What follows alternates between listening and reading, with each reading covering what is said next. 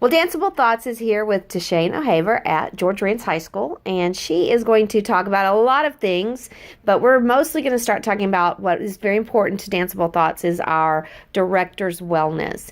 And so when we were visiting, I have really enjoyed your post about your personal fitness journeys, and I know there have been some challenges a little bit with some health issues. So without telling us too much of your, private health information, I would love to hear about what you're doing for yourself, because I think that your approach to fitness is part of your mental well-being. So just run with that a little bit. Basically, before I would make my job the priority over what I needed. And so I was working all the time. I was gaining weight. I wasn't feeling good about myself. And sometimes I wouldn't notice it until I saw pictures. And in my brain, how can I tell the kids that they need to balance things out and be healthy if I'm not practicing it myself? So I had to stop being the control freak director all the time. And I had to basically sometimes schedule time for myself. So if that meant we didn't have a day of practice, we didn't have a day of practice. So now my fitness and my health is just a part of my schedule. So like today I went this morning knowing that we had band run through today. I want to go to church later this evening, which is something for me. I just find a way to make it a part of my schedule, and my kids know that I make it a part of my schedule. They joke about it on Twitter.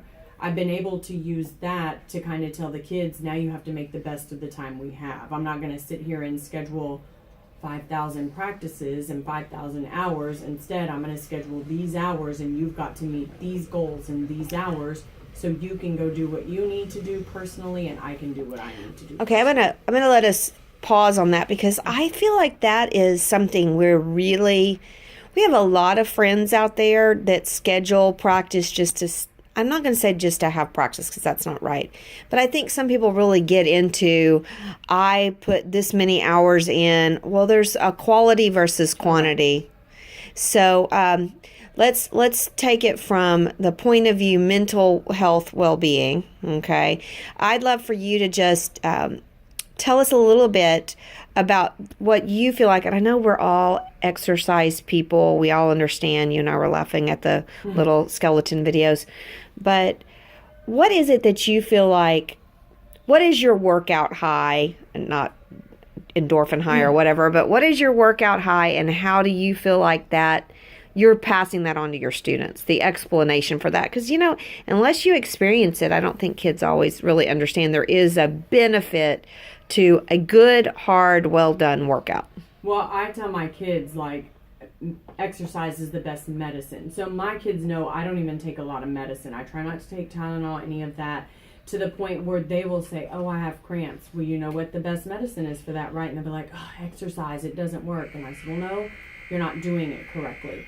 So I even will I told another teacher on campus, I'll wake up at 4:30 and go to the gym at 5. That affects my mood for the day. I'm not sluggish. I'm more focused. I get things I need to get done. I'm more energetic with the kids. So the kids can actually tell when I work out versus when I don't, because they'll say, are you in a good mood today? That's a workout day. When they make those comments, my energy level is better. Just as a point of information, do you have morning practices? After school. After school. So you come in. So I guess first period of the day, is that a regular class? No, we have our JV team. So they get the hello, good morning. They get it all day. The energy for me doesn't wear off. That's fabulous. The hardest part's getting out of bed. Well, yeah. What time do you go to bed at night? 10. And you have 2 children? 2. Okay, and they're teenagers. I've giggled at some of your posts. What have you passed on to them as far as your workout lifestyle? They go to the gym with me. So oh, fabulous. They have gym memberships, and my daughter's in my program. She's a sophomore. And when we were training her in 8th grade, it was like, you've got to be able to do this because they're looking at you. So my team, we run a mile every week. And my daughter is usually one of the first ones done, because I've had her working out with me for so long too. I love that. Well, and then that's something you share with your kids outside of all of this crazy world. Right. And your son, he's a 8th grader, and he's in band. Oh, middle school. Oh, I was just talking about how miraculous I think Matt. So you think he'll do marching band here? He's talked about it. It's hard work. It's Yeah. very hard work, and there's a whole different kind of stamina that goes with that. So, so kind of winding this segment down, what recommendation for our director friends who are watching this? What would you tell them to start with for a workout plan for themselves? I would say find something that you enjoy. If it's yoga, something online, even if it's at the gym, and schedule it.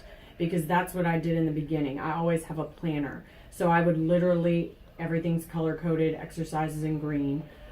Green for growth. And the green go. is my favorite color. So I would schedule in my workouts, and then I would go back and schedule my practices so that, I had that parallel. If there was a class I really wanted to take at the gym and it was at 6, my practice needed to end at 5:15, so I had time to get ready and go take that class. See, I love that. All right, we're going to conclude here.